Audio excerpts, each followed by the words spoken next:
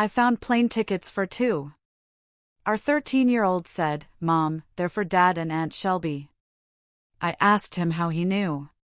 He smiled and said, "I have a surprise for you." The surprise? It left me breathless. Hello everyone. Thank you for being here with me today. Before I begin my story, I'd love to know which city you're joining us from. Please feel free to share in the comments. Now, let me take you into this story. My hands were trembling so hard I could barely hold the piece of glossy paper. It wasn't just a piece of paper, it was a booking confirmation. A one-way ticket to the destruction of my entire life. It started like any other quiet Saturday morning here in Connecticut.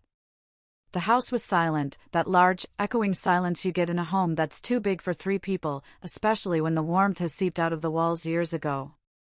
Mark, my husband of 17 years, had left early for what he called a critical networking brunch with potential investors. He was always networking. Always chasing the next big deal, always needing to maintain appearances. I decided to do something I hadn't done in months.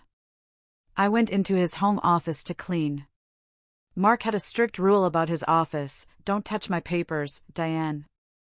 You don't understand the filing system." He always said it with that patronizing smirk, the one that implied I was just a simple housewife who couldn't comprehend the complexities of his genius. But the door was ajar, and the smell of stale coffee was wafting into the hallway. It was driving me crazy. I walked in, wrinkling my nose. It was a disaster. Coffee-stained mugs, piles of unopened mail, snack wrappers. It didn't scream successful businessman. It screamed chaos. I started with the desk, tossing junk mail and stacking folders. That's when I saw it. The bottom drawer of his mahogany desk was slightly open. It was usually locked, but the latch must have jammed. Curiosity is a funny thing. It warns you before it hurts you. My gut twisted, telling me to walk away, to go back to my garden, to pretend I didn't see it. But I couldn't. Under a stack of old tax folders, something bright red caught my eye. I pulled it out. It was a thick, heavy envelope. High quality. Not a business document. I opened the flap, my breath hitching in my throat. Inside were two first-class plane tickets on Delta Airlines. Departure, JFK, New York. Destination, Santorini, Greece. Date, 2 weeks from today. Santorini. My dream destination. The place I had begged Mark to take me for our 10th anniversary, then our 15th. Both times he had sighed, rolled his eyes, and said, "Diane, be realistic. We can't afford that kind of luxury right now. The market is down." Yet, here they were. First class. Along with a printed itinerary for a 5-star couples resort, the kind with private infinity pools and sunset dinners. I scanned the names on the tickets, my heart hammering against my ribs like a trapped bird. Passenger 1, Mark Carter. Passenger 2. It was blank. The second name field on the printed confirmation was just a placeholder guest. But tucked behind the itinerary was a handwritten note on hotel stationery. It was Mark's handwriting, unmistakable in its sharp, jagged slant. "Can't wait to finally be free with you in paradise. No nagging, no hiding. Just us. Greece is just the beginning." I sat down heavily in his leather executive chair. The room spun. No nagging. No hiding. He wasn't taking me. He was taking someone else. But who? Was it a colleague? A stranger? Are those the tickets to Greece? The voice made me jump. I spun around, clutching the papers to my chest. Caleb, my 13-year-old son, was standing in the doorway. He was wearing his oversized hoodie and holding a can of soda, looking at me with an expression that unsettled me. He didn't look surprised. He didn't look scared. He looked bored. Caleb, I managed to choke out, trying to hide the envelope. I was just cleaning up Dad's office. He walked into the room, his eyes fixed on the red envelope in my hand. You don't have to hide it, Mom. I saw them last week when he left them on the dashboard before he locked the car. My mouth went dry. You saw them? Yeah, Caleb said, taking a sip of his soda. They're for Dad and Aunt Shelby. Obviously. The world stopped. Shelby. Mark's cousin. The woman I had welcomed into our home. The woman I had cooked for, lent money to, treated like a younger sister. My stomach lurched violently. Caleb, honey, I whispered, my voice trembling. What are you talking about? Aunt Shelby is family. Dad wouldn't. Caleb sighed, a sound far too old for a 13-year-old boy. He walked over to me and gently took the envelope from my shaking hands. He placed it back on the desk. She's not family, Mom, he said calmly. And Dad isn't going to a networking brunch. He's at the jewelry store at the mall, picking up a custom necklace for her. Then they're going to the Rosewood Hotel for lunch. I stared at him, unable to process the level of detail he just provided. How do you know that? Caleb looked me dead in the eyes. A small, cold smile played on his lips. It wasn't a happy smile. It was a smile of someone who held all the cards.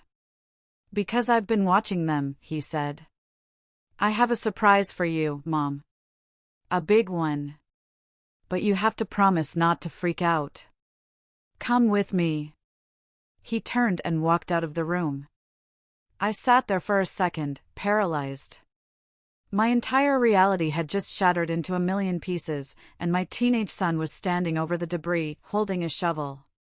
Before I follow him, I want to take a moment to thank you for listening to my story. It's hard to relive this, but I know I'm not alone. If you're listening right now, please comment down below which city you're tuning in from. It helps me feel connected to you all. Now, let me tell you what my son showed me. I followed Caleb down the hall to his bedroom. My legs felt like lead. My mind was racing, trying to connect the dots. Shelby? My husband's cousin Shelby? It didn't make sense. She was at our Thanksgiving dinner. She helped me pick out curtains for the living room. She called me sis. Caleb's room was what you'd expect from a typical teenager: posters of video games, a pile of laundry in the corner, a half-eaten bag of chips on the dresser. But his desk was different. It looked like the control center of a spaceship. 3 monitors, a high-end mechanical keyboard, and a tangled web of cables that I never dared to touch. I knew Caleb was smart. He was the president of his school's robotics club and spent hours coding, but Mark always dismissed it. He's just playing games, Diane, Mark would say. He needs to get out and play football like a real man. Mark never bothered to ask what Caleb was actually doing on those screens. It turned out that was Mark's biggest mistake. Caleb sat in his gaming chair and woke up his computer. The screens flickered to life, displaying lines of code and several open windows.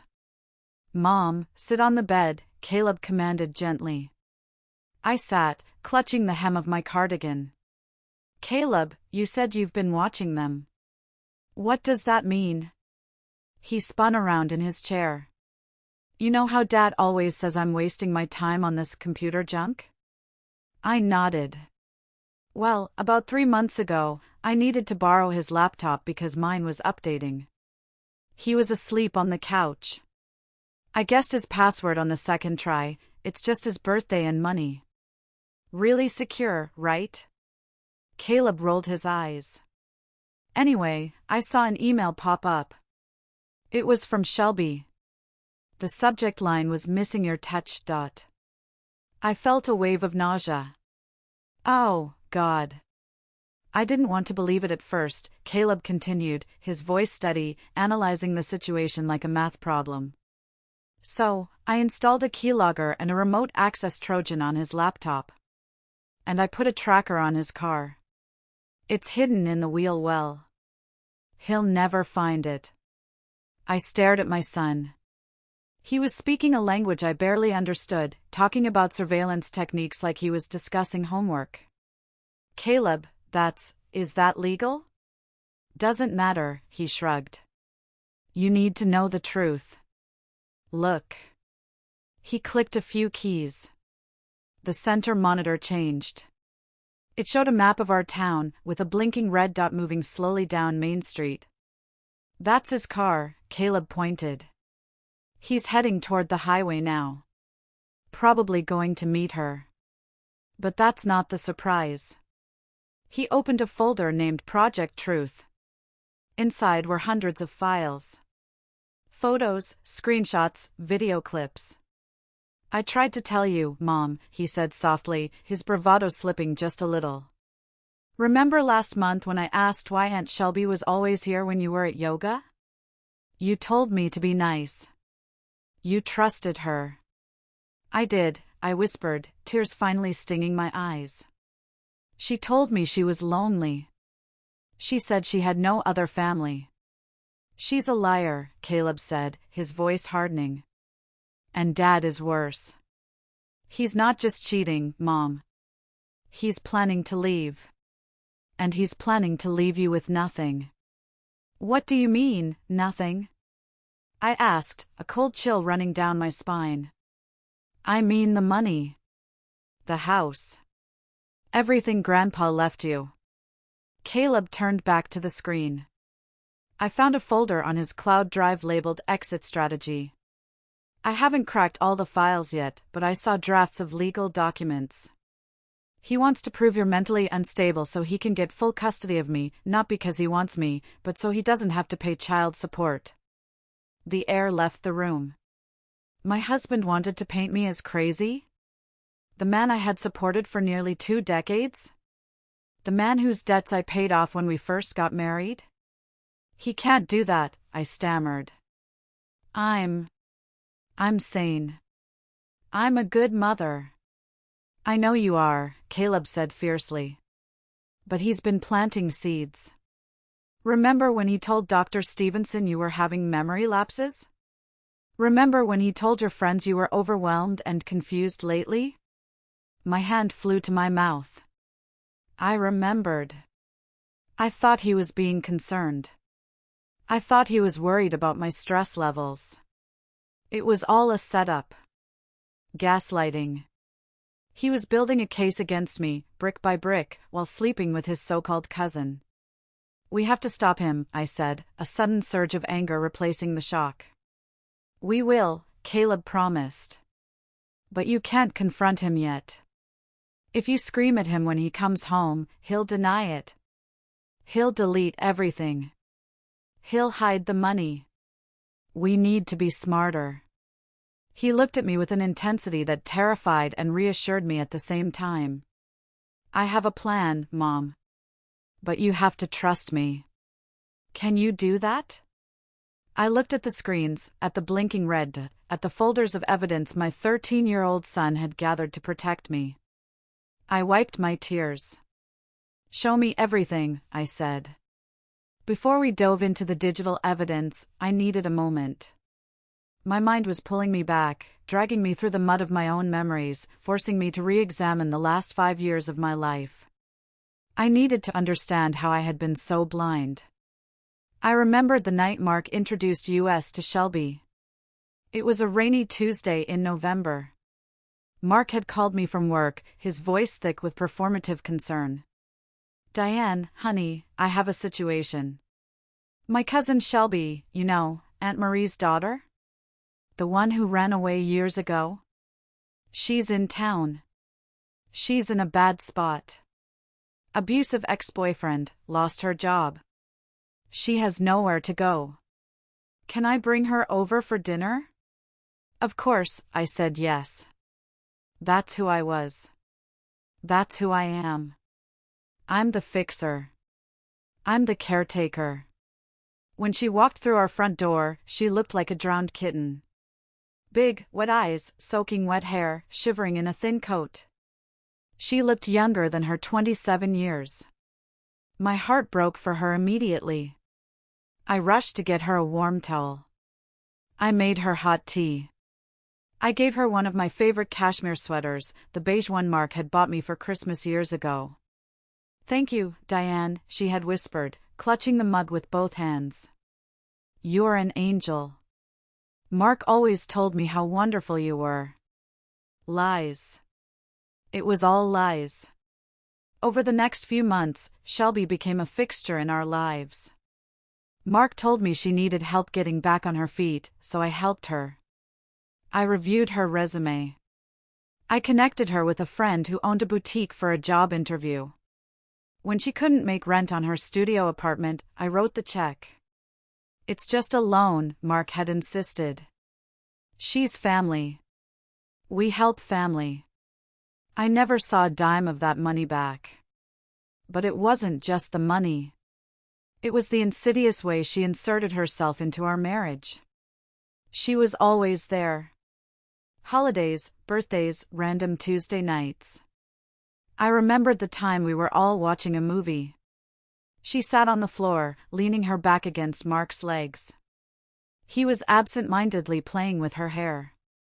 I had felt a prick of discomfort then. "Isn't that a bit intimate?" I had asked Mark later that night in bed. He had exploded. "My God, Diane. She's my cousin. She's practically my little sister. You have such a dirty mind. It's disgusting that you'd even think that." He made me feel ashamed. He made me feel like a jealous, insecure shrew. I apologized. I bought him a new watch to make up for it. And his parents. Mark's parents, Robert and Linda. They adored Shelby. They fawned over her at Thanksgiving. "Oh, Shelby, you're so vibrant," Linda would say, shooting a disapproving look at my comfortable slacks and sensible shoes. "You bring such life to this family." Did they know? The question hit me like a physical blow. Did my in-laws know that their niece was sleeping with their son? Or was the lie so deep that even they were fooled? Or worse, did they know Shelby wasn't really a cousin at all? Caleb's voice pulled me back to the present. "Mom? You okay? You're zoning out." I shook my head, clearing the fog of the past. "I'm just thinking about how much I helped her, Caleb. I gave her clothes.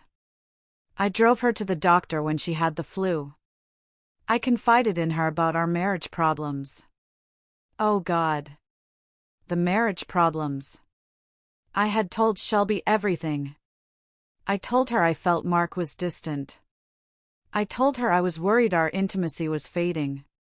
She had listened with those wide, sympathetic eyes, nodding and holding my hand. "Maybe you should try to give him more space," she had advised. "Men like the chase, Diane. Maybe you're being too available." She was gathering intel. She was finding my weak spots and feeding them to him. She was coaching him on how to manipulate me. "She played me," I said, my voice trembling with rage. "She played the victim, and I handed her the knife she used to stab me in the back." Caleb clicked on a file on his screen. "She's not a victim, Mom. Look at this." He opened a folder of photos. They were screenshots from Shelby's Instagram, a private account I didn't know existed. There was a photo of her wearing my diamond earrings, the ones I thought I had lost 2 years ago. The caption read, "He treats me like the queen I am." Finders keepers. I felt the blood drain from my face. I had turned the house upside down looking for those earrings. Mark had yelled at me for being careless.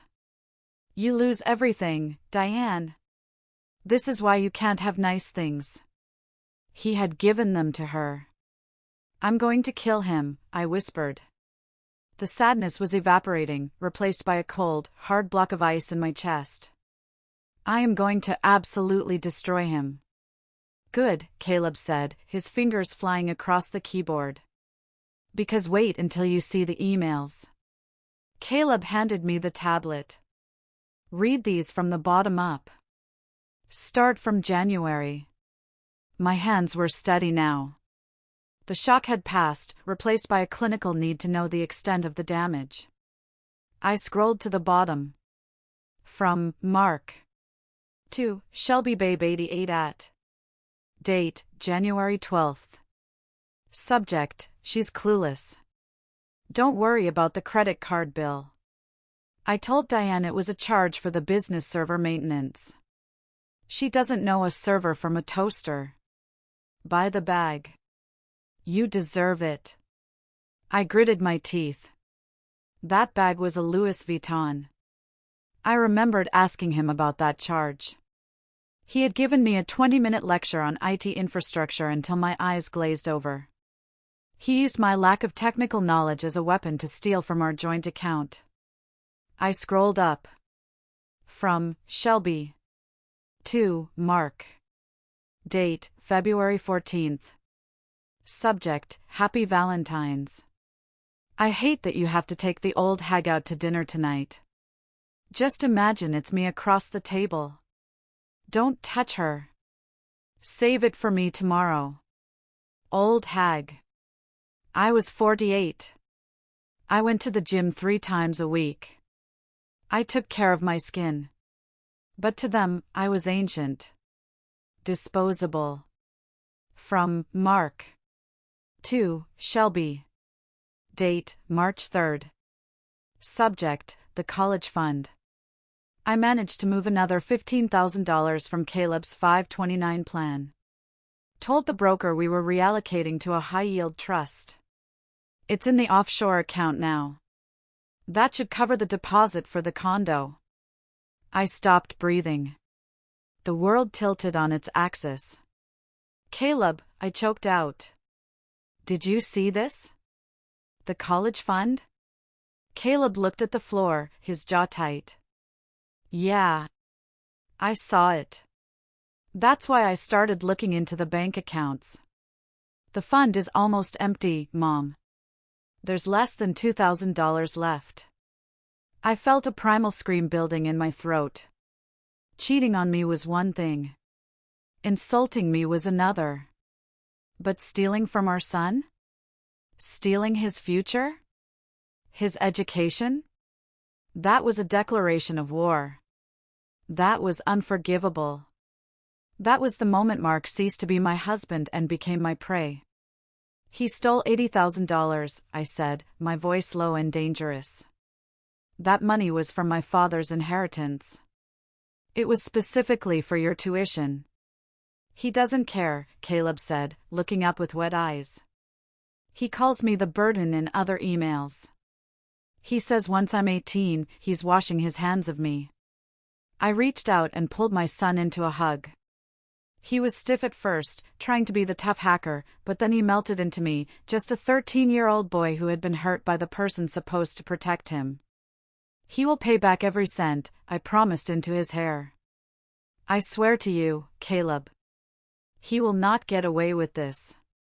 I pulled back and looked at the screen again. I needed to see more. I needed enough ammunition to bury him. From Shelby. To Mark. Date, last week. Subject, Greece. I can't wait for Santorini. Finally, we can stop pretending. Are you sure she won't find the tickets? From Mark. To Shelby. Date, last week. Subject, Greece. She never goes in my office. She's too afraid of me. Besides, even if she found them, I'd just tell her they were a surprise for her, and then I'd cancel them last minute because of a work emergency. She believes whatever I feed her. She's pathetic. Pathetic. I stared at the word. It burned into my retinas. For years, I had believed I was lucky to have Mark. He was handsome, ambitious, charismatic. I felt lucky that he put up with me. I thought my role was to support him, to be the wind beneath his wings. I had made myself small so he could feel big. And this was my reward.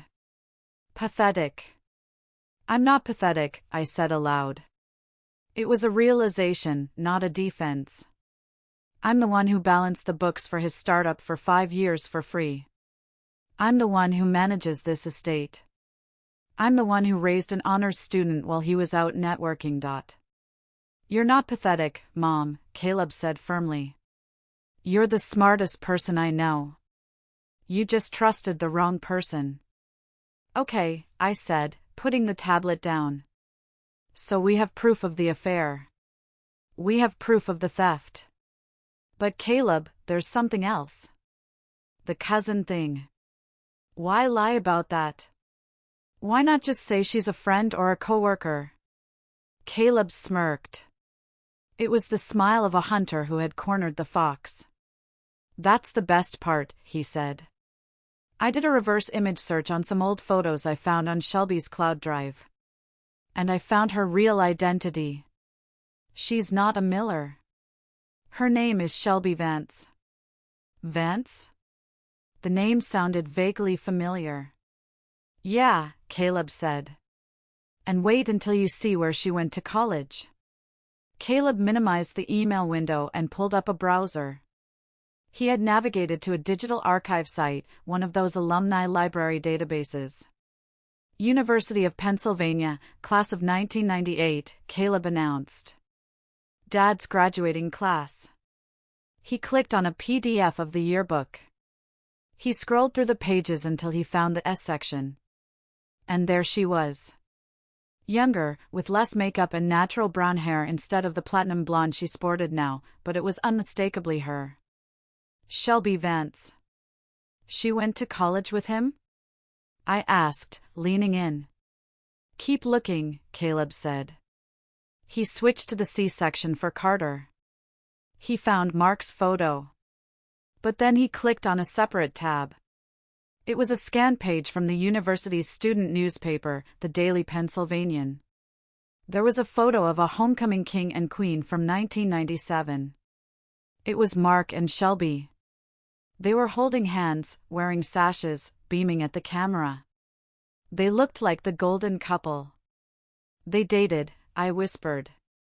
They dated in college. Read the caption, Caleb pointed. Power couple Mark Carter and Shelby Vance plan to conquer Wall Street together after graduation. They were together before I even met him, I realized. The timeline began to slot into place. I met Mark in 1999, a year after he graduated. He told me he was single, focused on his career. He never mentioned a Shelby. Why break up? I asked, more to myself than Caleb. I found that too, Caleb said. I found an old blog she used to write. It's archived on the Wayback Machine. She dumped him right after graduation because he didn't land the job at Goldman Sachs. She called him a failure and moved to LA to try and become an actress. She left him because he wasn't rich enough, I said, a bitter laugh escaping my lips. Exactly, Caleb nodded. And now that he's successful, thanks to your inheritance and your support, she wants him back. She failed as an actress, she's broke, and she sees Dad as her ATM. And Mark? I asked. Why take her back? She dumped him. Because he's obsessed with her, Caleb said with disgust. In his emails, he talks about her like she's the one that got away. He thinks getting her back proves he's a winner now. It's all ego, Mom. He doesn't love anyone but himself. It made sickening sense. Mark was a narcissist. Getting Shelby back was the ultimate validation. And I? I was just the placeholder. The woman who paid the bills and raised the child while he waited for his queen to return. The cousin lie was brilliant in its cruelty. It allowed him to bring her into our home right under my nose. It preyed on my kindness. It made me complicit in my own betrayal.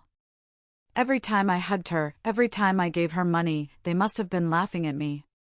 Wait, Caleb said, his face darkening. There's one more thing about Shelby you need to know.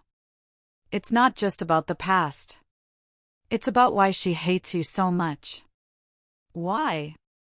Because of the house, Caleb said. Look at this chat log. He opened a messaging app log. Shelby, I drove past the house again today while she was out.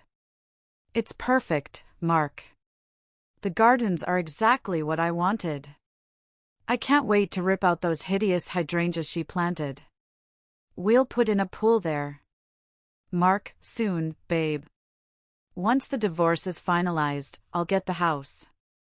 She can't afford to keep it without my income. I'll force a sale, buy it out through the shell company, and it's yours. My blood ran cold. The hydrangeas. I had planted those with my father before he died. That garden was my sanctuary. It was the only place I felt peace. She didn't just want my husband. She wanted my life. She wanted my home. She wanted to erase every trace of me and step into my shoes as if I never existed. She wants to live here, I said, my voice trembling with fury. She wants to sleep in my bedroom, cook in my kitchen, and destroy my garden. Over my dead body, Caleb growled. No, I said, standing up. The last remnant of the sad, confused housewife evaporated. In her place stood a woman who had protected her family for 20 years and who was now ready to go to war. Over their dead bodies. Metaphorically speaking. What do we do next? Caleb asked. You said there was a video, I remembered. In the garage. Caleb hesitated. Mom, you don't need to watch that. It's graphic. I need to see it, I said firmly. I need to burn the image into my brain so I never, ever feel sorry for him again. Show me. The garage was dimly lit in the video footage. It was grainy, black and white night vision, but the resolution was high enough to see everything. High enough to break a heart. The camera was positioned on a shelf, hidden behind a stack of winter tires, angled perfectly toward the driver's side of Mark's BMW, the car I had bought him for his 45th birthday with the bonus from my stock dividends. The timestamp was from 3 days ago. Wednesday night. Mark had told me he was at a board meeting. In the video, the garage door opened. The BMW pulled in. The engine cut off. Mark didn't get out. Instead, the passenger door opened. Shelby leaned over. I watched, my stomach twisting into a knot, as my husband, the man who hadn't kissed me with passion in 5 years, grabbed this woman's face and devoured her. It wasn't a quick peck. It was hungry. Desperate. I missed you, Mark's voice came through the audio, tinny but clear. Caleb had installed a good microphone. I hate dropping you off here, Shelby whined, pulling back. She looked around the garage with disdain. I hate knowing you're going inside to her. It won't be long, Mark reassured her, stroking her cheek. I promise. I'm meeting with the lawyer next week to discuss the mental incompetence strategy. If we can prove she's unfit, the prenup is voidable. She's so boring, Mark, Shelby laughed, tracing a finger down his chest. Does she even know how to please a man? I bet she just lies there. Mark laughed. A cruel, barking sound. It's like sleeping with a corpse. I have to think about you just to get through it. I flinched. I physically flinched watching the screen. I felt Caleb's hand on my shoulder, squeezing tight. Turn it off if you want, he whispered. No, I said, my eyes dry and burning. Keep playing. In the video, things got physical. I won't describe the details, they don't deserve the airtime, but seeing them intimate in the car I paid for, in the house I maintained, was the final nail in the coffin of my marriage. It wasn't love-making. It was lust mixed with malice. They were getting off on the thrill of deceiving me. After a few minutes, they stopped. Mark adjusted his tie in the rearview mirror, the same mirror he used to check his teeth before kissing me goodbye in the mornings. Did you get the papers ready for the loan? Shelby asked, applying fresh lipstick. Yeah, Mark said. I forged her signature last night while she was asleep. It was easy. She leaves her checkbook right on the nightstand. How much? 200,000. A second mortgage on the house. That gives us cash for Greece and enough to set up the apartment in the city until I kick her out. You're bad, Shelby giggled. I love it. I do it for us, Mark smiled. He kissed her forehead. Now go. Take the Uber from the corner so the neighbors don't see. Shelby got out of the car. Mark sat there for a moment, composing himself.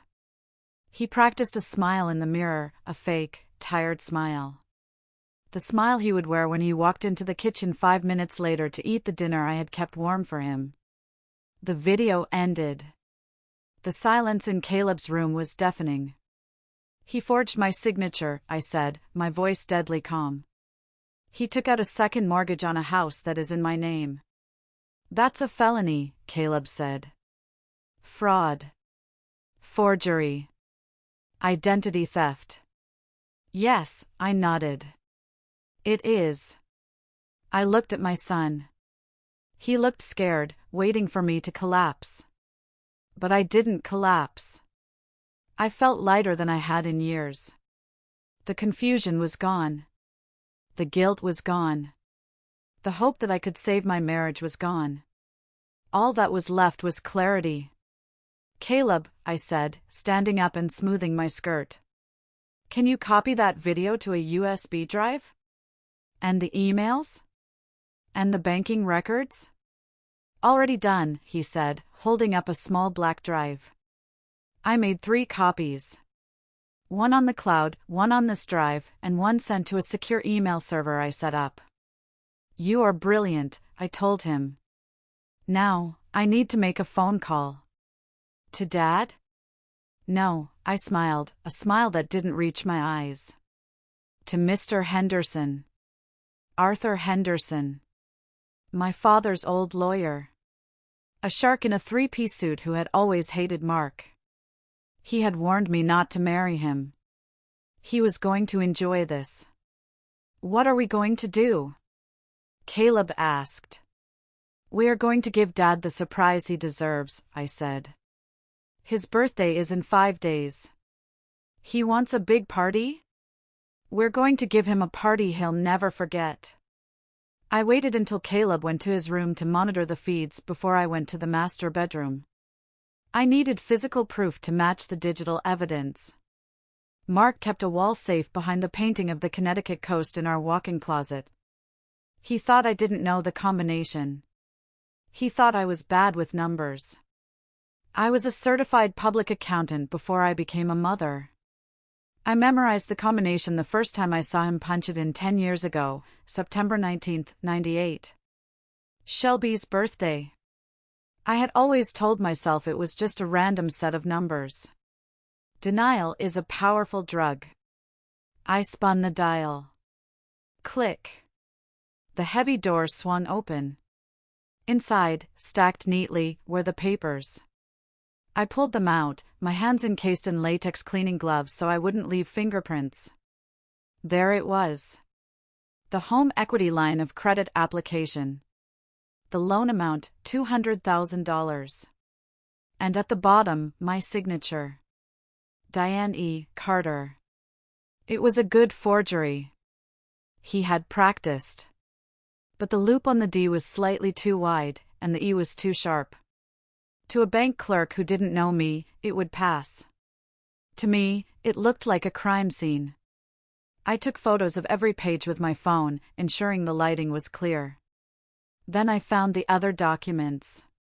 The exit strategy wasn't just a folder name on a computer, it was a physical file. Inside was a draft of a divorce petition citing irreconcilable differences and spousal instability. There were affidavits from a psychiatrist I had never met, claiming I showed signs of early-onset dementia and paranoia. You monster, I whispered. He was planning to gaslight me into an institution.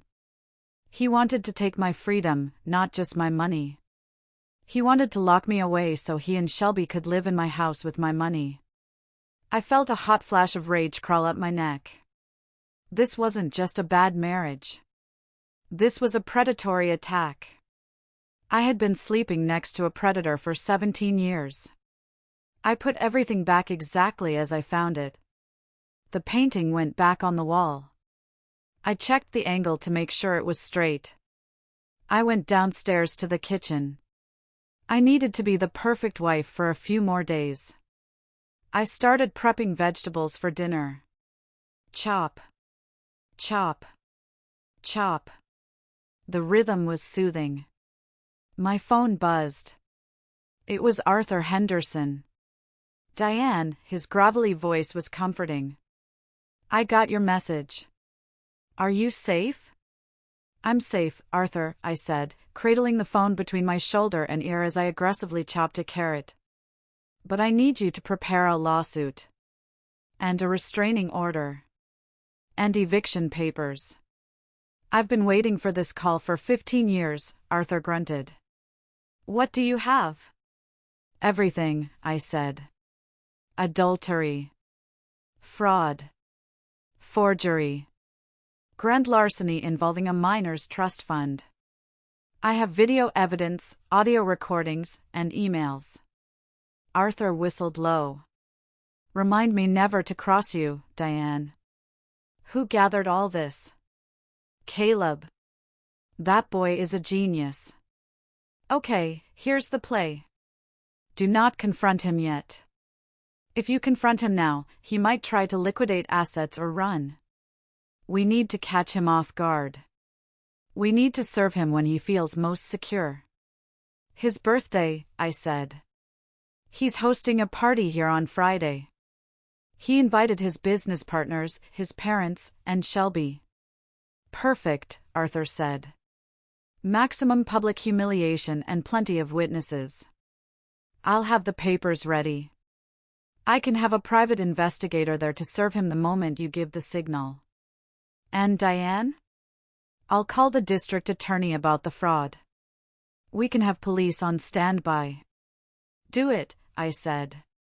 One more thing, Arthur added. You need to secure your liquid assets immediately. Open a new account at a different bank. Transfer half of the joint savings, you're legally entitled to it. Leave him the operating account so he doesn't panic, but secure the rest. I'll do it first thing Monday. Good girl. Stay strong. Don't let the mask slip. I hung up just as I heard the front door open. Mark was home. Diane. I'm home, his voice boomed from the hallway, cheerful and confident. Great meeting. I think I closed the deal. My stomach turned.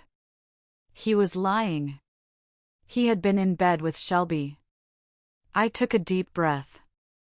I channeled every ounce of strength I had. I put a smile on my face, a wide, loving, pathetic smile. That's wonderful, honey. I called out, walking into the hallway to greet him. He was standing there, loosening his tie. He looked handsome, successful, and completely untroubled by conscience. He leaned in to kiss me. I smelled her perfume on him, a cheap vanilla scent masked by breath mints. I didn't pull away. I let him kiss my cheek. You smell nice, I lied. Did you have a good brunch? Fantastic, he grinned. I think this is going to be our best year yet, Diane. Oh, I agree, I said, looking him dead in the eyes. It's definitely going to be a year to remember. The next 4 days were an exercise in psychological warfare. I had to be an Oscar-worthy actress in my own home. Mark was in high spirits. He was practically vibrating with excitement, probably thinking about his upcoming trip to Greece. He was extra affectionate, which was the hardest part to stomach. He bought me flowers, lilies, which he knew I was allergic to. Oh, Mark, they're beautiful, I said, sneezing as I put them in a vase. You're so thoughtful. He didn't even notice the sarcasm. Only the best for my wife. Meanwhile, Caleb and I were running a covert operation. Caleb had set up a command center in the guest room, which we locked. He was editing the video for the party. I'm putting the best clips together, Caleb explained, showing me a timeline on his screen. I'm starting with the emails where he calls you names, then the bank transfers, then the photos of them in college to prove the lie, and finishing with the garage video. It's a narrative arc, Mom. You're enjoying this too much, I said, half scolding, half proud. He called me a burden, Mom, Caleb said, his face serious. I'm just returning the favor. I went to the bank on Monday. I opened a new account in my name only at a credit union across town. I transferred exactly 50% of our joint checking and savings. It was a substantial amount, enough to live on for a year if needed. When I got home, I intercepted the bank alert on Mark's phone while he was in the shower. I deleted the notification. He wouldn't check the balance until the weekend. He was too focused on the big loan coming through. On Tuesday, I met with the event planner for the party. Mark wanted it to be lavish. Spare no expense, he had said. It's a celebration of success. Oh, we're sparing no expense, I told the planner, ordering the most expensive champagne and hiring a string quartet. If he was going down in style, and he was going to pay for his own execution party. On Wednesday, Shelby came over. I just wanted to drop off Mark's gift early, she chirped, breezing into my kitchen. She was holding a box wrapped in gold paper. And I wanted to see if you needed help with the party prep. I know how overwhelmed you get. She smiled that saccharine smile. She was wearing a new bracelet, Cartier. I recognized the charge from the credit card statement Caleb had shown me. That's a lovely bracelet, Shelby, I said, pouring her coffee. Is it a gift? She touched it self-consciously. Oh, this? Yeah, from an admirer. He's very generous. He must be, I said. He must really value you. He does, she said, her eyes glinting. He says I'm his soulmate. Well, I hope he treats you better than my Mark treats me, I sighed, playing the role of the sad, neglected wife. Mark has been so distant lately. I feel like he's hiding something. Shelby's eyes lit up. She leaned in, hungry for gossip. Really? Like what? I don't know, I said, looking down at my hands. I found some papers. I think he might be planning a surprise trip. Shelby froze. A trip? Yes, to Greece, I said innocently. I think he's going to surprise me for our anniversary next month. Isn't that sweet? I watched the panic flit across her face. She thought the trip was for her. Now she was wondering if Mark was playing her too. That sounds wonderful, she stammered. But are you sure it's for you? Who else would it be for? I asked, widening my eyes. We're happily married, aren't we? She left 10 minutes later, looking rattled. I saw her texting furiously in her car before she drove away. Good. Let them turn on each other. Let the paranoia set in. That night, Caleb came into my room. Mom, everything is ready, he said. The lawyer is confirmed. The private investigator will be dressed as a waiter. The police are on standby for the fraud charges. And I've locked the AV system so once I hit play, nothing can stop it. You're a good son, Caleb, I said, kissing his forehead. Are you ready? He asked. Tomorrow is the day. I looked at the dress I had bought for the party. It was red. The same color as the envelope. A power color. I was born ready, I said. Let's burn it down. Little did Mark know, as he slept soundly in the next room, that his perfect life had exactly 24 hours left on the clock. And the person holding the match wasn't just his wife. It was the son he deemed a burden. The Wednesday before the party, Mark announced he had to go on a sudden overnight business trip to Boston. He claimed it was a final negotiation with a venture capital firm that was crucial for his company's expansion. "I hate to leave you right before the big party, babe," he said, checking his reflection in the hallway mirror. He adjusted his tie, a silk Hermes tie I had bought him for Christmas. "But this deal is going to pay for our retirement. It's for us." "I understand, honey," I said, leaning against the doorframe. "You work so hard for this family." It was terrifying how easily the lie rolled off my tongue. A week ago, I would have been packing him snacks, worrying about his drive, checking the weather forecast. Now, I was watching a stranger put on a costume. I had packed his bag for him. I folded his shirts with military precision. And deep in the side pocket of his toiletry kit, I tucked a small note. It wasn't a love note. It was a receipt I found in his trash for a diamond tennis bracelet, the one Shelby was wearing. I just left it there, folded small. A tiny psychological landmine. If he found it, he'd panic. If he didn't, it was just trash. "Call me when you get there," I said as he picked up his bag. "I will." "Might be late though, dinner with the partners runs long," he kissed my forehead. "Don't wait up." As soon as his car pulled out of the driveway, the atmosphere in the house shifted. It wasn't empty, it was electric. "He's gone," I yelled up the stairs. Caleb slid down the banister, something I usually scolded him for, but today I just smiled. He had his tablet in hand. "Tracker is active," Caleb reported. "He's not heading north to Boston. He's heading south. Towards the city." We went into the living room and cast the tracking map onto the big screen TV. It was like watching a slow-motion car crash. We watched the little red dot move down I-95. "He's taking the exit for Greenwich," Caleb noted. "That's where the Ritz-Carlton is." "Of course it is," I said, sipping my tea. "He has expensive taste when he's spending my money." We watched the dot stop at the hotel. Then, another dot appeared. Caleb had hacked Shelby's location data too, using the Find My Friends feature she had stupidly left active on the old iPad she borrowed from us months ago and never logged out of. The two dots merged. "They're together," Caleb said, his voice flat. "Let's see what they're doing," I said.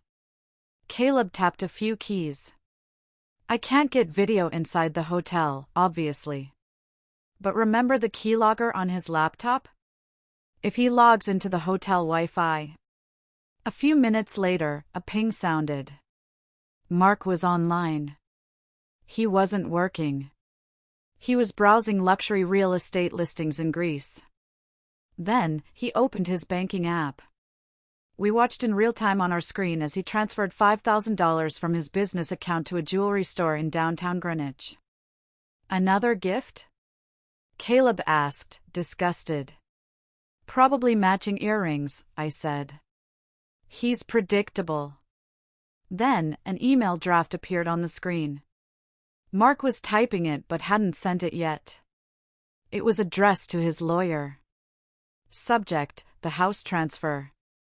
Body: Arthur, I need the deed transfer papers ready for Friday night. I'm going to get her to sign them during the party. I'll frame it as a tax-saving restructuring for the estate. She'll sign anything if I tell her it helps the family. Once the house is in the LLC's name, we can move forward with the eviction notice citing her mental health decline. Let's get this done. I stared at the words. She'll sign anything. He thought I was a golden retriever. Loyal, dumb, and eager to please. He's really going to try to trick you into signing away the house at his birthday party, Caleb said, looking at me with wide eyes. That's evil. It's arrogant, I corrected. He thinks he's the smartest person in the room. He thinks I'm just the little woman who nods and smiles. I looked at the screen, at the map showing my husband and his mistress in a 5-star hotel, spending our savings, plotting my destruction. Caleb, I said. Zoom in on the hotel. He did. Take a screenshot. Time stamp it. Save it to the evidence folder. Done. Now, I said, standing up. Let's order pizza. The most expensive one they have. And let's watch a movie. We have work to do tomorrow, but tonight, we celebrate the fact that we are smarter than they are. We sat there, eating pepperoni pizza, watching the little red dots on the screen. It was macabre, yes. But it was also fueling me. Every dollar he spent, every lie he typed, was just adding years to his sentence and zeros to my settlement check. He thought he was on a romantic getaway. He was actually digging his own grave, and I was holding the shovel. Thursday afternoon brought a different kind of storm. Mark's parents, Robert and Linda. They arrived in their silver Lexus, carrying an air of judgment that hit you the moment they stepped out of the car. Robert was a retired surgeon who thought he was God, and Linda was a socialite who thought she was the Queen of England. They had never liked me. I was too quiet, too suburban, not flashy enough for the Carter brand. Diane, Linda said as I opened the door. She didn't hug me. She offered her cheek, expecting a kiss. I obliged. She smelled of expensive floral perfume and condescension. You look tired. Have you been sleeping? I've been busy preparing for Mark's party, Linda, I said, forcing a smile. Well, make sure you get some rest, she critiqued, scanning my outfit, jeans and a blouse. You don't want to look washed out in the photos tomorrow. Mark needs you to look vibrant. Like Shelby. There it was. Not 5 minutes in, and the comparison began. Shelby is coming, isn't she? Robert asked, dropping his suitcases in the hallway without asking if I wanted help. Wonderful girl. So much energy. Yes, she's coming, I said. She's very excited. We sat down for tea in the living room. It was excruciating. Caleb came down to say hello, polite as always. Hello, Grandma. Hello, Grandpa. Hello, Caleb, Robert said, barely looking up from his phone. Still playing with those computers? You need to get out more, son. Mark was captain of the football team at your age. I like computers, Grandpa, Caleb said firmly. Well, it won't get you far with the ladies, Robert chuckled, winking at Linda. Mark had girls lining up around the block. Caleb is doing just fine, I interjected, my protective instinct flaring. He's top of his class. Linda waved her hand dismissively. Grades are fine, Diane, but social standing is everything. Shelby was telling us she's worried about Caleb. She thinks he's becoming withdrawn. She suggested maybe a military academy would do him good. I froze. My teacup rattled against the saucer. Shelby suggested what? A military academy, Linda repeated, as if discussing the weather. Just to toughen him up. Mark agrees, actually. They were discussing it at lunch last week. My blood ran cold. They were discussing sending my son away. My in-laws, my husband, and his mistress were plotting to exile my child so they could play happy family without the burden. I see, I said, my voice dangerously calm. And you think that's appropriate? For a cousin to be making parenting decisions? Oh, don't be so sensitive, Diane, Linda sighed. Shelby just cares. She's practically family. Honestly, sometimes I think she understands Mark better than you do. They have such a spark. A shared history. Yes, Robert chimed in. They were quite the item in college. We always thought. He trailed off, catching a sharp look from Linda. You always thought what? I pushed. Nothing, Linda said quickly. Just that they were good friends. But Diane, really, you should take a page out of her book. She's so supportive of Mark's ambitions. You tend to be a bit of a drag on him, dear. Always worrying about budgets and safety. Mark needs to fly. I looked at these two people sitting on my sofa, drinking my tea, in the house my father paid for. They knew. Deep down, they had to know. Or maybe they just didn't care. They preferred the fantasy of Shelby, the young, exciting sycophant, to the reality of me, the wife who actually did the work. They were enablers. They had created Mark, nurtured his narcissism, and now they were feeding it. I'll keep that in mind, I said, standing up. I have to check on the caterer. I walked into the kitchen and gripped the counter until my knuckles turned white. They wanted Shelby? They wanted Mark to fly? Fine. I was going to give them exactly what they wanted. I was going to let Mark fly right off a cliff. Caleb walked in quietly and stood beside me. He had heard everything from the hallway. They knew about the military school idea, he whispered. That's what was in the exit strategy file.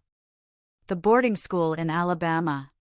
You are not going anywhere, I told him fiercely. The only people leaving this life are them. Grandma asked me if I liked Aunt Shelby, Caleb said, his face twisted in disgust. She said, wouldn't it be fun if Aunt Shelby lived closer? They are trying to groom you, I realized. They are trying to normalize her presence so when Mark swaps me for her, the transition seems natural. It was sick. It was a coordinated effort to replace me. Don't worry, Caleb said, opening the fridge to get a soda. I put a laxative in Grandpa's special decaf coffee blend. He's going to have a rough night. I looked at my son. I should have reprimanded him. I should have told him that was wrong. Instead, I smirked. How much did you put in? Enough, Caleb grinned. Good boy. Friday morning arrived with a sky the color of a bruise, gray and ominous. It was perfect. Mark had returned from his business trip late Thursday night, feigning exhaustion but smelling of Shelby's vanilla perfume and hotel soap. He was currently in the shower, singing. He always sang when he thought he was winning. Downstairs, the house was transforming. The event planners were setting up tables with white linens, crystal glasses, and elaborate floral arrangements. It looked like a wedding reception. Diane! Mark called from the top of the stairs, wrapped in a towel. Where are my cufflinks? The gold ones. On your dresser, darling. I called back. I was in the living room with the AV technicians. Or rather, Caleb was with the AV technicians. So, the projector is linked to this HDMI port? Caleb asked the guy, playing the role of the curious kid. Yeah, kid. Don't touch it, okay? Your dad wants a slideshow of his achievements running on a loop, the tech guy said, chewing gum. Cool, Caleb said. I made a special video for him. Can I test it? Sure, just make sure you switch it back to the main input before the guests arrive. Caleb nodded innocently. As soon as the tech guy walked away to get a cable, Caleb inserted a small device into the back of the receiver. It was a hardware lock. Once he triggered his video, no remote control in the room would be able to stop it. The only way to kill it would be to cut the power to the entire house.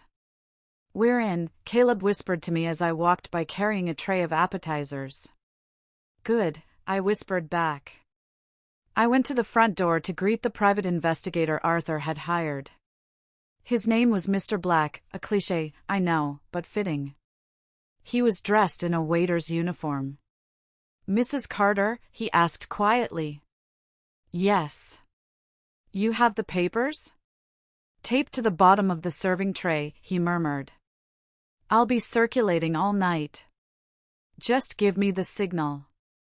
The signal is when the video ends, I said. When the lights come up, you serve him. Understood. I checked my phone. A text from Arthur Henderson, police are aware. Fraud unit is on standby. They will wait for your call to 911 or a disturbance report. Don't put yourself in physical danger, Diane. I wasn't afraid of physical danger. Mark was a coward. He wouldn't hit me in front of 50 witnesses. His reputation was his god, he wouldn't desecrate it.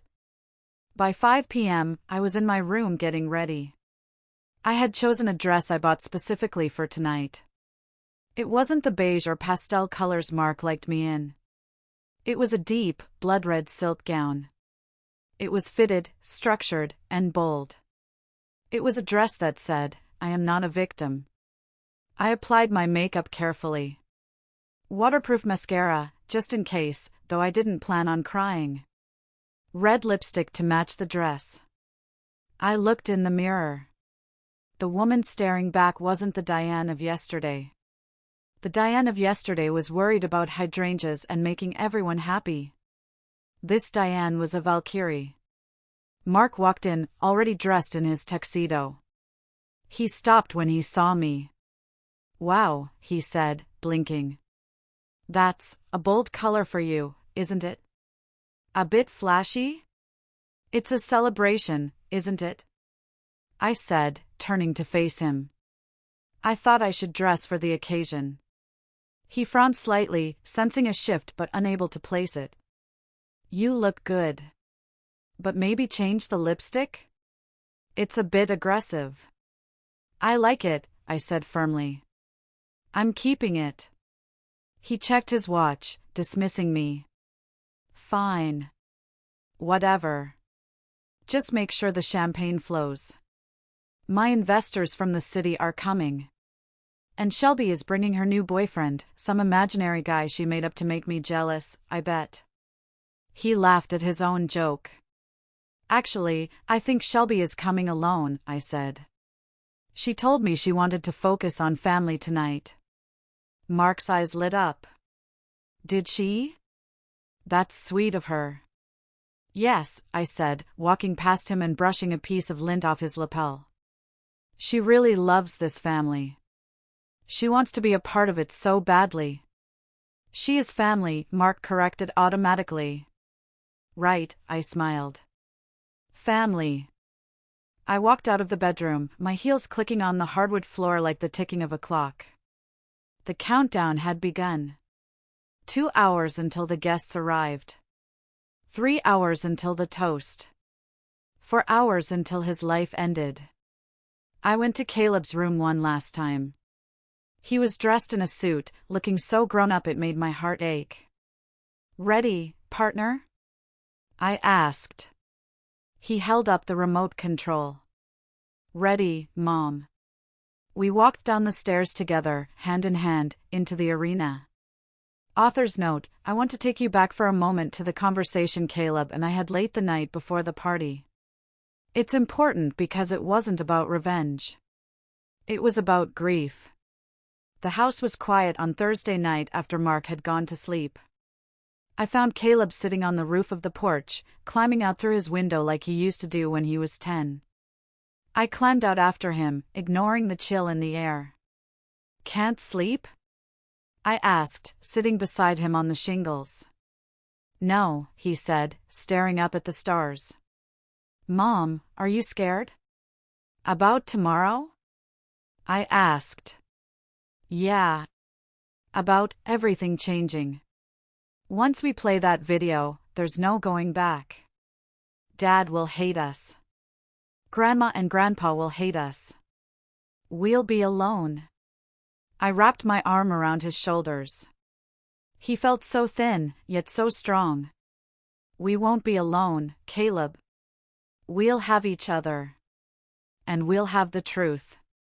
Living in a lie is lonelier than being alone with the truth." He was silent for a long time. Then, I heard a sniffle. "I miss him," Caleb whispered, his voice cracking. "I know he's a jerk. I know he stole my money. But I miss the dad who used to teach me how to ride a bike. Before Shelby. Before the money. Was he always fake? Or did he just change?" My heart broke into 1,000 pieces. This was the tragedy of it all. Mark wasn't just losing a wife, he was destroying a boy who idolized him. I don't know, honey, I said honestly. I think people make choices. Small bad choices that turn into big bad choices. Your dad chose money and ego over us a long time ago. But that doesn't mean the memories you have aren't real. He loved you the best way he knew how. But his best isn't good enough anymore. Caleb wiped his eyes with his sleeve. I don't want to be like him, Mom. I'm scared that because I have his DNA, I'm going to be a liar too. I grabbed his face in my hands and made him look at me. Listen to me, Caleb Carter. You are nothing like him. You are kind. You are loyal. You are protecting your mother. Your father protects only himself. You have my heart, Caleb. You have my conscience. He nodded, taking a shaky breath. Okay. Tomorrow isn't about hate, I told him, though I knew hate was fueling me. It's about justice. It's about standing up for ourselves because he won't. You're the man of the house now, Caleb. Not because you have to be, but because you proved you are. The video. Caleb hesitated. I put in the clip where he calls me a mistake. Are you sure? It's really mean. He said it, I said hard. People need to hear it. He needs to hear it. We can't protect him from his own words anymore. Okay, Caleb said. He looked at the moon. Mom? Yeah? When this is over, can we get a dog? Dad never let me have one because of the shedding. I laughed, a genuine laugh that bubbled up through the pain. Caleb, when this is over, we can get a pack of dogs. We can get a golden retriever that sheds everywhere. We can paint the walls purple. We can do whatever we want. Cool, he smiled. We sat there for a while longer, just a mother and son on a roof, waiting for the world to end so we could build a new one. I love you, Mom, he said. I love you too, kiddo. Now let's go inside. We have a big day tomorrow. That moment gave me the strength I needed. When I walked into that party in my red dress, I wasn't just a scorned woman. I was a mother bear. And God help anyone who threatened her cub. The doorbell rang at 6 p.m. sharp. The first guests were the B-listers, Mark's junior associates and neighbors we barely spoke to. They came bearing expensive wine and fake compliments. Diane. You look stunning. Mark. Happy birthday, big guy. I played my part perfectly. I circulated the room with a flute of champagne, which was actually ginger ale. I needed a clear head. I laughed at jokes that weren't funny. I thanked people for coming.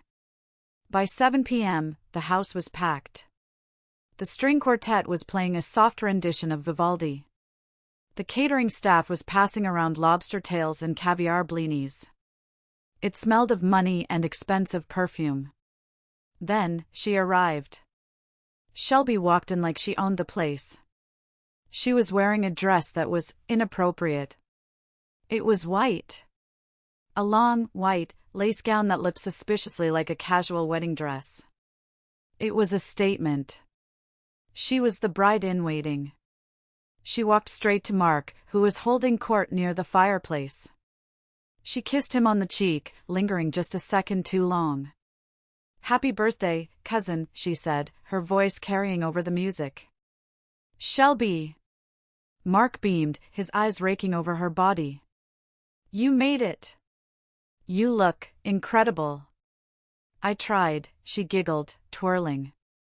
I walked over, my red dress rustling. Hello, Shelby. That's a brave choice of color. Very bridal. Shelby's smile faltered for a microsecond before recovering. Oh, it's just ivory, Diane. It represents innocence. You look festive. Very bold. I feel bold, I said. Mark's parents, Robert and Linda, rushed over to Shelby, practically pushing me aside. Shelby, darling. Look at you. Linda cooed. Mark, get her a drink. Don't just stand there. I watched them. The four of them. Mark, Shelby, and his parents. They formed a tight circle, laughing, touching arms, excluding me in my own living room. They looked like a family. I was the outsider. Enjoying the party? A voice asked beside me. It was Arthur Henderson, my lawyer. He was wearing a tuxedo, but his eyes were sharp as flint. It's lovely, Arthur, I said. Are the police here? Parked down the street, he murmured, sipping his scotch. Mr. Black is over there by the bar, looking ready to serve. Good. Mark is trying to get people to sign an NDA before he shows his presentation, Arthur chuckled. He thinks he's unveiling a tech breakthrough. The arrogance is astounding. He's unveiling his own funeral, I said. At 7:45 p.m., Mark started clinking a spoon against his champagne glass. The room quieted down. Everyone, if I could have your attention. Mark shouted, his face flushed with alcohol and ego. Thank you all for coming. Tonight isn't just about my 50th birthday. It's about the future. He put his arm around me, pulling me into a side hug. I stiffened but didn't pull away. I have the most supportive wife in the world, he lied to the crowd. Diane, you are my rock. And to show my appreciation, and to secure our future, I have a little announcement to make regarding our estate. Here it comes. The trap. He waved to his assistant, who brought over a leather folder. We are restructuring our assets to ensure that our family, and our extended family, he nodded at Shelby, are taken care of for generations. Diane and I are signing a historic agreement tonight. He opened the folder on the small podium. It was the loan document and the deed transfer, cleverly hidden under a cover sheet that said Family Trust. Diane, honey, he said, handing me a gold pen. Would you do the honors? Just sign right there on the X, and we can start the next chapter of our lives. The room held its breath. Shelby was practically vibrating with anticipation. Linda was nodding encouragingly. I took the pen. I looked at the paper. I looked at Mark. You want me to sign this? I asked, my voice amplified by the silence. Yes, honey. Just like we discussed, he said, his eyes hardening slightly. We hadn't discussed it. That was the threat. Sign it, or make a scene. I looked at the crowd. 50 people watching. I can't sign this, Mark, I said clearly. Why not? He laughed nervously. It's just paperwork. Because, I said, dropping the pen on the floor. It made a sharp clack. I don't sign documents that grant a second mortgage on my house to fund your mistress's lifestyle. The silence wasn't just quiet, it was a vacuum. You could hear a pin drop. Mark's face went purple. Diane, you're drunk. Ignore her, everyone. She's been having these episodes. I'm not drunk, Mark, I said, stepping away from him. And I'm not having an episode. But Caleb has a gift for you. I think we should watch it before we do any signing. I looked at Caleb across the room. He was standing by the projector, his hand on the laptop. Caleb, no! Mark barked, stepping toward him. Don't you dare! Happy birthday, Dad, Caleb said into the microphone he had set up. He hit the spacebar. The lights in the living room abruptly cut out. The motorized blackout shades descended over the windows, plunging the room into darkness. A few guests gasped. What is this? Linda's shrill voice cut through the dark. Mark, do something. Caleb! Turn the lights back on. Mark shouted. I could hear him stumbling toward the AV table. But then, the giant projection screen descended from the ceiling, glowing with a bright white light that blinded everyone for a second. The truth about Mark Carter. The title appeared in bold, black letters. The first sound was a recording. It was Mark's voice, crystal clear. "She's clueless. I could rob her blind and she'd thank me for it. She's just a cash cow, Shelby. Once I milk her dry, we're gone." A collective gasp rippled through the room. I saw Mark freeze. He was standing halfway to the projector, illuminated by the light of his own betrayal. "Turn it off," he screamed, lunging for the laptop. But Caleb had moved. He was standing behind Mr. Black, the burly private investigator, who simply crossed his arms and blocked Mark's path. "Technical difficulties, sir?" Mr. Black asked calmly. "That's fake," Mark yelled, turning to the guests. "It's AI. Deep fake. My son is playing a sick prank." Then the video changed. It wasn't audio anymore. It was the screen capture of the emails. From Mark to Shelby. "I forged her signature last night. $200,000 secured. Greece is a go. I can't wait to get away from that sagging, boring bitch." The text was zoomed in, massive on the wall. Every person in the room read it. I saw Mark's business partners exchanging horrified looks. I saw the neighbors covering their mouths. Then came the photos. The college yearbook photo of Mark and Shelby. The homecoming king and queen. The cousin lie appeared on the screen. Next, a montage of bank transfers. Transfer to Shelby Vance, $5,000. Transfer to Shelby Vance, $10,000. Withdrawal from Caleb's college fund, $15,000.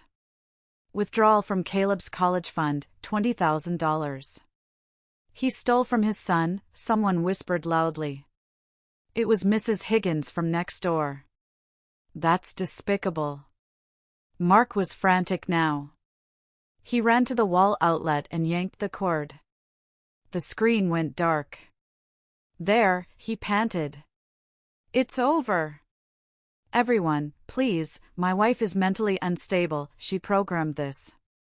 But the screen flickered back on. Caleb had connected it to a battery backup unit concealed under the table. "You can't stop the truth, Dad," Caleb said from the corner. The video cut to the garage footage. The night vision green. It showed Mark and Shelby in the car. It showed the kiss. The groping. The laughter. "I hate dropping you off here. I hate knowing you're going inside to her. It won't be long. Once I declare her incompetent, the house is ours." Shelby, who had been standing near the fireplace, suddenly tried to bolt for the front door. But the door was blocked by two of the catering staff, who were actually off-duty officers Arthur had coordinated. "Where are you going, cousin?" I called out. Shelby turned, her face a mask of terror. The innocent white dress now looked like a costume in a horror movie. The video ended with a final clip. It was Mark, talking to his mother, Linda, on speakerphone. "Mom, don't worry. Diane won't suspect a thing. Just keep playing nice. Once I get the inheritance money, I'll buy you that condo in Florida. Good boy, Mark. Just make sure you get rid of her quickly. She's such a drag." The lights slammed back on. The room was silent. Every eye was fixed on Mark, Shelby, and Linda. Linda was clutching her pearls, her face pale as a sheet. Robert was staring at the floor. Mark looked like a cornered rat. I stepped into the center of the room. My red dress felt like armor. "So," I said, my voice steady. "That is the man you came to celebrate. A fraud. A thief. A liar. And an adulterer." Mark looked at me, his eyes full of hate. "You bitch," he hissed. "You ruined everything." "No, Mark," I said. "You did." The tension in the room was so thick you could choke on it. Mark stood there, stripped of his dignity, his secrets flayed open for the world to see. He looked at his business partners, the investors he needed desperately. "Gentlemen," Mark stammered, holding out his hands. "Please. This is a domestic dispute. It has nothing to do with business. My wife is hysterical." "Hysterical?" One of the investors, a stern man named Mr. Henderson, no relation to my lawyer, stepped forward. "Mark, you just admitted on tape to embezzlement and fraud. You forged signatures. We can't do business with you. The deal is dead." "No. Wait," Mark pleaded. "And neither can we," said another guest, the president of the local Rotary Club. "You're done in this town, Mark." Mark turned to me, his face twisting from panic to rage. He took a step toward me, his fists clenched. "You think this is funny?" he screamed, spit flying from his mouth. "You think you're smart? You're nothing without me. Who paid for this house? Who paid for that dress?" "I did," I said calmly. "With my inheritance.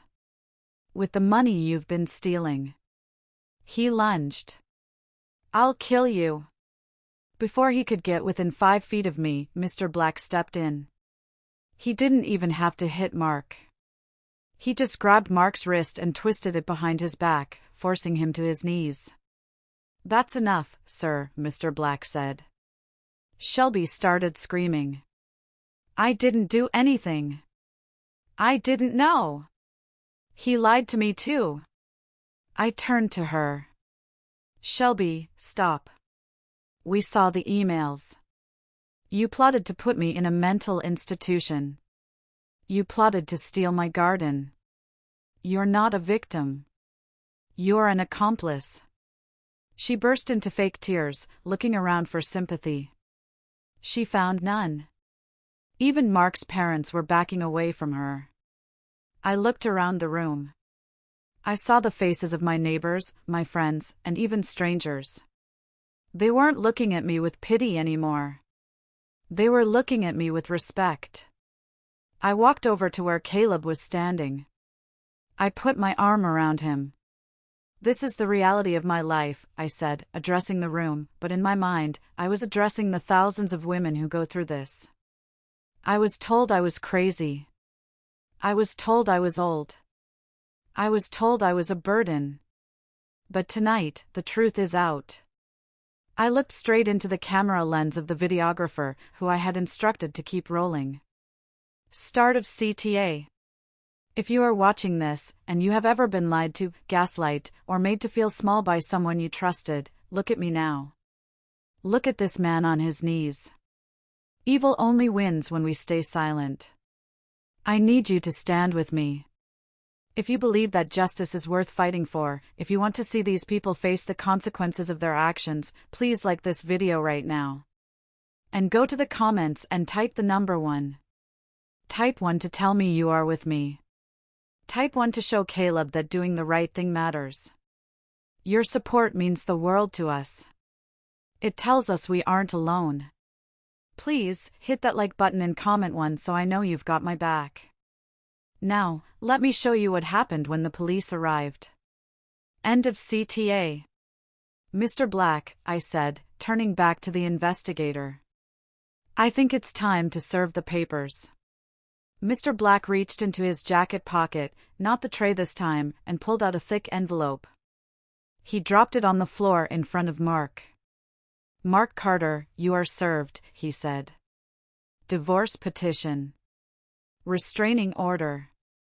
And eviction notice. You have 30 minutes to vacate the premises. You can't kick me out."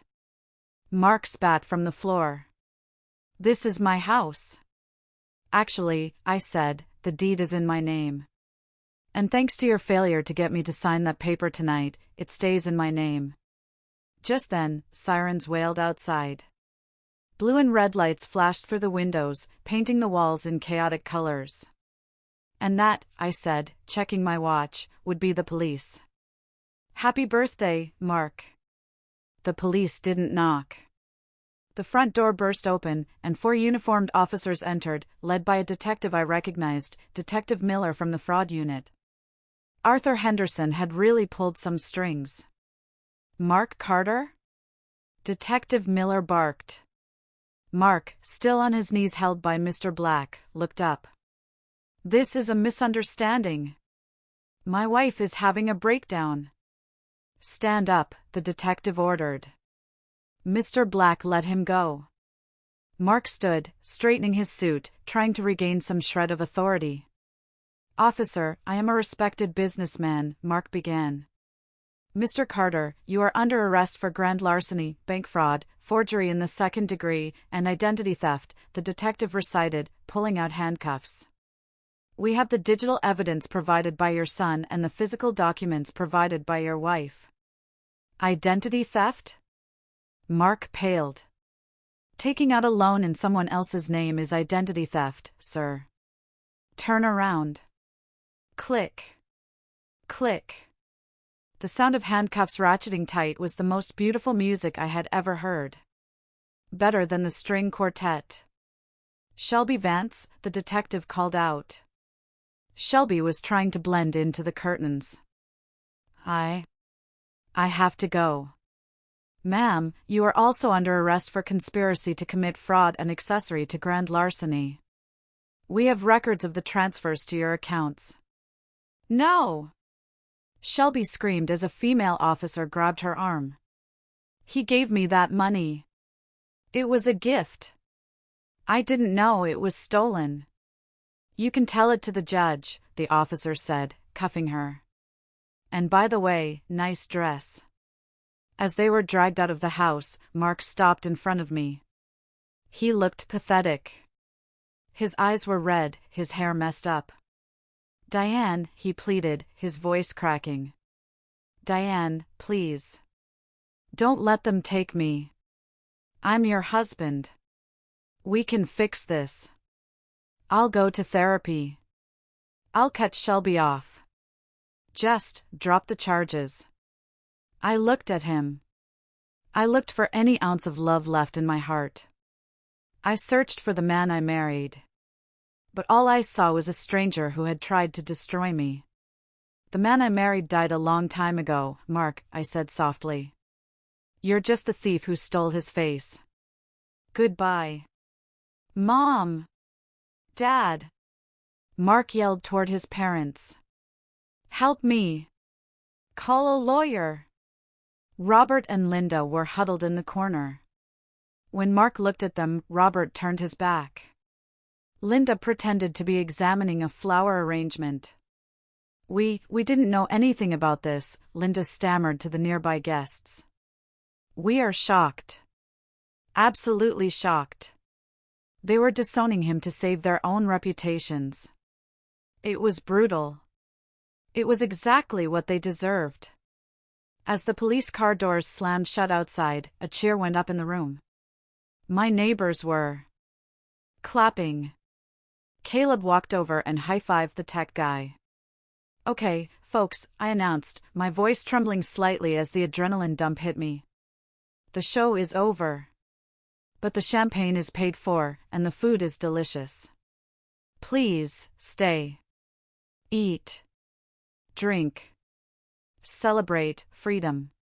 The party continued, but with a different vibe. It was a liberation party. People came up to me, hugging me, apologizing for not noticing sooner. You are a brave woman, Diane, Mr. Henderson, the investor said. If you ever need a job. I hear you're a hell of an accountant. I might take you up on that, I smiled. Later that night, after everyone had left, Caleb and I sat in the middle of the messy living room, eating leftover cake. We did it, Caleb said, his mouth full of frosting. We did it, I agreed. Did you see his face when the email popped up? Caleb giggled. I did, I laughed. Did you see Shelby trying to run in that dress? We laughed until we cried. It was a hysterical, exhausting release. Mom, Caleb said, becoming serious. What happens now? Now, I said, we clean up the mess. And then we live. The next 6 months were a blur of courtrooms, lawyers, and paperwork. But unlike the previous years of my life, I was in control. Mark's bail was set at $500,000. He couldn't pay it because I had frozen our joint assets, and his parents refused to put up their house as collateral. He spent 3 months in jail awaiting trial. When the trial came, it was swift.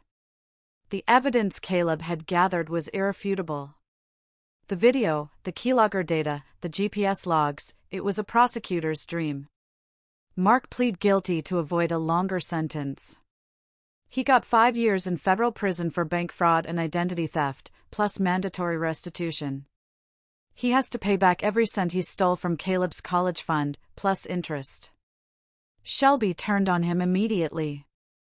She took a plea deal, testifying against Mark to avoid jail time. She got 3 years probation and community service. But her reputation was destroyed. Her name was all over the local news as the fake cousin gold digger. Last I heard, she moved back to Ohio and is working as a waitress. The divorce was finalized last week. I got everything. The judge, a woman who I suspect had dealt with men like Mark before, ruled that because Mark had used marital funds to facilitate his affair and commit fraud, he forfeited his share of the marital assets. I kept the house. I kept my pension. I kept full custody of Caleb, with Mark getting only supervised visitation rights once he's released, if Caleb wants to see him. I don't, Caleb told the judge. Not until he apologizes for real. Mark's parents, Robert and Linda, tried to wiggle back into our lives once the dust settled. They sent a card for Thanksgiving. Dear Diane, we hope you can find it in your heart to forgive. We are family, after all. I burned the card in the fireplace. I blocked their numbers. I cut them out like the cancer they were. Financially, it was tight for a bit. Mark had drained a lot of cash. But I took Mr. Henderson up on his offer. I started consulting for his firm, helping women audit their family finances during divorces. I became a forensic accountant for betrayed wives. Business is booming. The house feels different now. We painted over the beige walls. The living room is now a soft sage green. Caleb's room is painted a deep navy blue. We ripped out the carpets Shelby had walked on and put in hardwood. And yes, we got a dog. His name is Buster. He's a golden retriever mix we found at the shelter. He sheds everywhere. He sleeps on Mark's side of the bed. I love him. But the biggest change is in Caleb. He's not the angry, withdrawn boy he was. He's happy. He joined a white hat hacking club, ethical hacking only, I made him promise. He walks with his head high. He knows he saved his mother. He knows he's a hero. You know, Mom, he said to me the other day while we were walking Buster. I think we're better off. I know we are, I said. We were free. The heavy blanket of lies was lifted. I wasn't wondering where my husband was anymore. I wasn't doubting my sanity. I was just Diane. And that was enough. But there was one last thing to do. One last promise to keep to myself. 2 weeks ago, Caleb and I boarded a plane at JFK. We turned left when we entered the cabin. First class. Delta Airlines. I sat in seat 1A. Caleb was in 1B. I looked at the ticket in my hand. Passenger, Diane Carter. Passenger, Caleb Carter. No blank spaces. No guests. Just us. We flew to Athens, then took a connecting flight to an island in the Aegean Sea. Santorini. It was more beautiful than the pictures. The white buildings clinging to the cliffs, the blue domes matching the sky, the water so clear it looked like glass. We checked into the hotel, the same hotel Mark had booked for Shelby. But I cancelled his reservation and rebooked it under my name. I used the refund from his cancelled ticket to pay for our excursions. On our second night, we sat on the terrace of a restaurant in Oahe, watching the famous sunset. The sky turned purple and gold, setting the ocean on fire. "This is cool," Caleb said, eating a massive plate of calamari. "Way better than the cafeteria." "It really is," I smiled, sipping a glass of Assyrtiko wine. I looked out at the caldera. I thought about Mark, sitting in a cell in upstate New York, eating prison food. I wondered if he thought about this view. I wondered if he regretted it. But then, I stopped wondering. Because thinking about him was giving him rent-free space in my head. And my head was prime real estate now. "Mom," Caleb said. "What are you thinking about?" "I'm thinking about a business idea," I said. "The forensic accounting thing?" "Bigger," I said. "I want to start a nonprofit. The Red Envelope Foundation. To help women who are victims of financial abuse. To help them hire lawyers, find hidden assets, and get out." Caleb's eyes lit up. "I can build the website. I can make it secure so their husbands can't track their browsing history." "I was hoping you'd say that," I grinned. We clinked our glasses, wine for me, Fanta for him. "To the red envelope," Caleb said. "To the truth," I replied. As the sun dipped below the horizon, I felt a sense of peace so profound it brought tears to my eyes. I had been through hell. I had been betrayed by the person who was supposed to love me most. I had been humiliated, robbed, and gaslight. But I hadn't broken. I looked at my son, laughing at a stray cat that was begging for fish. He was safe. His future was secure. I took a deep breath of the salty air. I wasn't just a survivor. I was a conqueror. And to anyone listening to this story, to any woman who feels like something is wrong, who feels like she's being called crazy, who found a receipt or a text message that doesn't add up. Trust your gut. Trust your children. And never, ever let anyone tell you that you are powerless. You have no idea how strong you are until being strong is the only choice you have. My name is Diane. I found a red envelope, and it destroyed my life. But it also gave me a new one. And this new life? It's beautiful. Thank you for listening. And so, Diane's journey reminds us of an essential truth: resilience is born in the darkest moments, and strength is often discovered when we least expect it. Her story is not just about betrayal and justice, it's a testament to the power of self-worth and the courage to reclaim it. Diane didn't just fight for her own dignity, she stood as a protector for her son, proving that love and determination can dismantle even the most calculated cruelty. This tale teaches us that in the face of deception, it's critical to trust your instincts, seek the truth, and surround yourself with allies who believe in you. It's a reminder that no matter how deeply someone tries to diminish your light, your power lies in choosing to rise above, rebuild, and redefine your life on your own terms. Diane's victory wasn't just legal or financial, it was emotional and spiritual, a triumph of truth over manipulation. What about you? Have you ever faced a challenge that tested your strength or forced you to rediscover your worth? Share your thoughts below or simply comment good if this story inspired you. Let's celebrate resilience together.